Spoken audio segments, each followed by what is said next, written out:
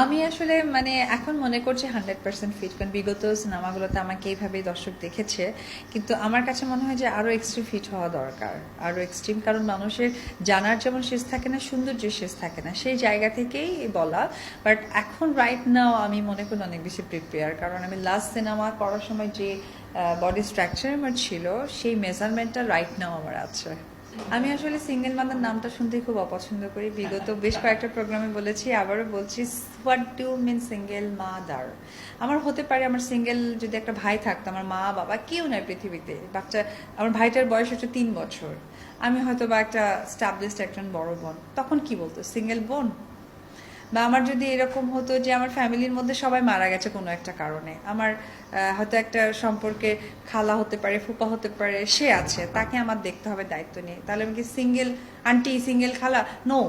আমি এই কথাটার সাথে একেবারেই দ্বিমত পোষণ করে বলছি, আমি একজন মানুষ, একজন মানুষের দায়িত্ব আমার প্রতি আছে, তাকে নিয়ে আমার ভালো কিছু করতে হবে, এগিয়ে যেতে হবে, তাকে মানুষ করতে হবে, এটা আমার ইন্টেনশন। আমি একজন মানুষ, একজন মানুষের দায়িত্ব পালন করছি, দ্যাটস ইট। তো কথা, নতুন একটি সিনেমা শুটিং শুরু করেছি, এটা খুব ভালো লাগছে, কারণ আসলে এখন তো সিনেমা চলচ্চিত্র একেবারেই নাই বলতে গেলেই চলে, মানে কোনোভাবেই নাই। আমরা ঈদে টিভি মিডিয়াগুলো দেখলাম, তাতে করে আমারই পুরনো সিনেমাগুলো প্রত্যেকটা চ্যানেলে, আমি চ্যানেল চেঞ্জ করে মানে আসলে কারো ভালো কাজ দেখবো, অনেকেই কাজ করছে, সেগুলোও দেখতে পারিনি। তো এটা খুব কষ্ট লেগেছে, কারণ সবসময় চাই যে সবাই কাজ করুক, মিলে ঝুলে কাজ করি, ইন্ডাস্ট্রি ভরা থাকুক, নতুন আসুক, পুরনোরা কাজ করুক, আমরা কাজ করছি, এইটা একটা মৌসুম থাকুক, এটা হচ্ছে ফার্স্ট।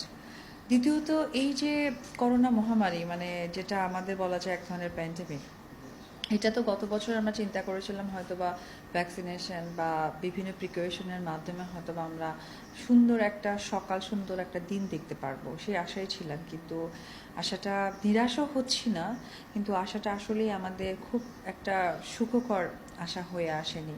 কিন্তু তারপরে তো আমরা বসে থাকতে পারি না, দীর্ঘ 1.5 বছর আমরা সবাই কাজে থেকে দূরে ছিলাম। 1.5 বছর অনেকটা সময়, প্রত্যেকটা মানুষেরই ঘরে সংসার আছে, সন্তান আছে, ফ্যামিলি আছে, চলতে হয়।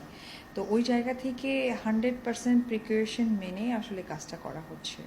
আর আপনি যে বলছেন দায়ভার, আসলে দায়ভার আমি কেন নিতে যাব, আমার কেন? প্রত্যেকটা মানুষ আমরা কাজ করছি, কাজের তাগিদে, জীবিকার তাগিদে কাজ হচ্ছে। প্রত্যেকটা ভুল, প্রত্যেকটা জিনিসই প্রত্যেকটা মানুষেরই দায়বদ্ধতা, এবং সেখান থেকে ভালোভাবে চলাটা আরও বড় দায়বদ্ধতা। তো যেহেতু আমার প্রথম একটা পয়েন্ট অফ ভিউ ছিল এখানে সবাইকে বলার, যে আমরা কিন্তু ফুল প্রিকশন মেনে যেন কাজটা করা হয়, এবং প্রত্যেকটা জায়গা থেকে আমরা অনেকে টেস্ট করিয়েছি, সেই সার্টিফিকেট নিয়ে বা সেই চিন্তাধারা থেকেই কাজটা হচ্ছে। এখানে আমার ক্যারেক্টার নাম প্রীতি। তো খুব সুন্দর রোম্যান্টিক, যেটা বরাবর দর্শক অপু বিশ্বাসকে দেখে এসেছে, ওই রকমই একটা ক্যারেক্টার পাবে, তার মধ্যে ডিফারেন্ট কিছু পাবে।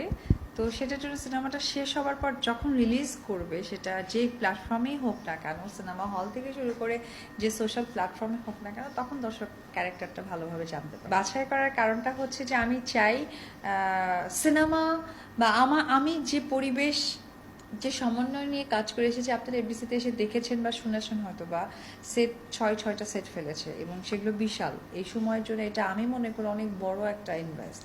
তো আমি চেয়েছি যে সিনেমাটা যেন ওই সিনেমার মতোই হয়, একটা যেন গুড ভাইবস ফিল হয়, যেটা দীর্ঘ 12 বছর আমরা দেখে এসেছি।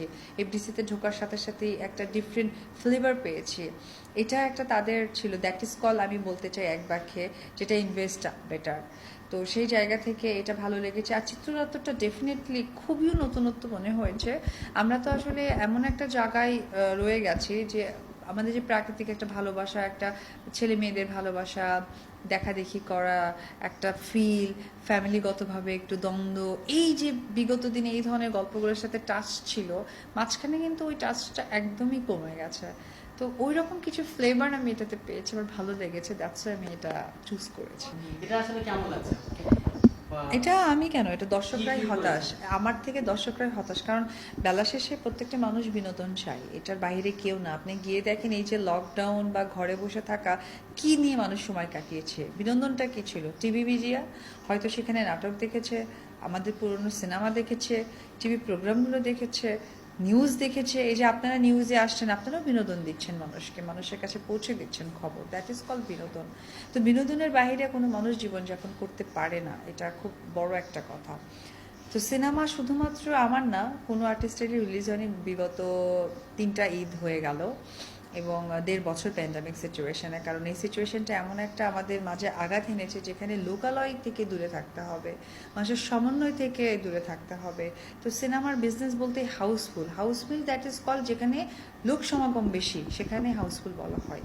তো যাই হোক, এখন তো পৃথিবীর বাহিরে আমরা কেউ না, পৃথিবীর বৈচিত্র্যময় জিনিসগুলোকে মেনে নিয়েই আমাদের এগিয়ে যাওয়া হবে।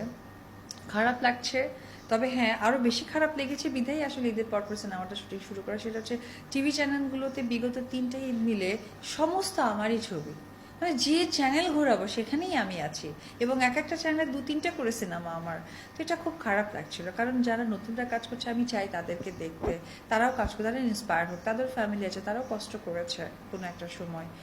এই আর কি, দিনকে ক্যামেরা অ্যাকশন বলা হবে সেদিনে আমি আপনাদেরকে জানাবো, তাতে করেই ভালো মঙ্গল। কারণ আগে থেকে জানিয়ে ওটার আনন্দটা খুব একটা আনন্দময় মনে হয় না, কাজের মধ্যেই আনন্দ পাই আমি। সো অনেক গল্প আসছে, দেখা যাক, দেখতে পারবেন, জানতে পারবেন।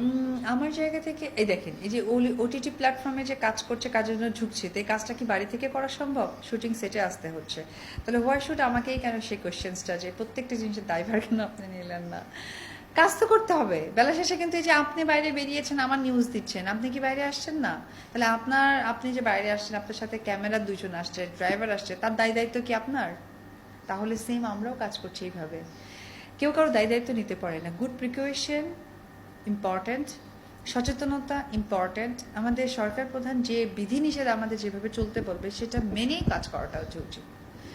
ওটিটি প্ল্যাটফর্মের ব্যাপারটা আসলে এখন দেখছি, এখন তো আমাদের সবাই এখন সোশ্যালিজমে চলে গেছে, সেটা ইন্টারভিউ থেকে শুরু করে ফেসবুক লাইভ থেকে শুরু করে প্রত্যেকটা জিনিস। তো ওই জায়গা থেকে দেখা যাক, আগামীতে অনেকই এরকম আমার কাছে আসছে, অনেক গল্প, অনেক এরকম প্ল্যাটফর্মের ভিত্তিক কাজ আসছে। ভালো কোনোটা পেয়ে গেলে যেটা আমার মতো করে মনে হবে বা আমাকে ফোর্ড করতে পারবে, কাজ করবে। সব কিছু না স্যাক্রিফাইস করতে হচ্ছে, কাজের জায়গা থেকেও স্যাক্রিফাইস করতে হচ্ছে। বেসিক্যালি কাজ হোক, এটাই আমার ইন্টেনশন, কিন্তু এখন আমাকেও তো কিছুটা আমার মতো এফোর্ট দিতে হবে। একেবারে আমাকে এফোর্ট না দিয়েই তখন তো সুন্দর কাজটা হবে না। আমার কাছে দর্শকদের যে প্রত্যাশা তখনই মিটবে যখন আমার প্রত্যাশা মেটাতে পারবে। গত বছর লকডাউনে হয়তো আমরা একটা নাটকের ক্লিপ দেখেছিলাম, খুবই দুঃখজনক ছিল, যে বাংলাদেশে এত সাহসিকতা পরিচয় দেওয়াটা আমার মনে হয় মোটেও উচিত হয়নি। কারণ বেলা শেষে আমরা ভুলে যাচ্ছি আমরা বাংলাদেশি, আমাদের দেশটা মুসলিম কান্ট্রি, আমরা এই ধর্মকে সম্মান করি বিধায় আজও অব্দি বাবা মা ভাই বোনের একটা আলাদা সমন্বয় থাকে, যেখানে মসজিদে ঢুকতে গেলে ছেলেদের আলাদা মেয়েদের আলাদা। যাই হোক, আমি ওইভাবে বলছি না। তো ওই জায়গা থেকে সুস্থ মস্তিষ্কে সুন্দর সিনেমাগুলো আমাদের বাংলাদেশের প্রেক্ষাপট অনুযায়ী হোক, সেটা আমার প্রত্যাশা থাকবে। এখন আমি একদমই দুটো ক্যারিয়ার নিয়ে আছে, সেটা হচ্ছে একটা আমার ক্যারিয়ার, একটা আমার সন্তান। কারণ এখন প্যান্ডেমিক সিচুয়েশনে আমাদেরকে এখন অনেক বেশি কাজ করতে হবে। কারণ সন্তানকে মানুষ করতে হলে শুধু মুখে বললে হবে না, কাজেও প্রমাণ দেখাতে হবে। সেই কাজের জন্য ডেফিনেটলি আমরা মানি আর না মানি, আমাদের আর্নিং ফর মানি এটা আমাদের দরকার, এটার বাইরে কেউই বাঁচতে পারে না। তার জন্য এখন পুরোপুরি ক্যারিয়ার অ্যান্ড সন্তানের উপর ফোকাস।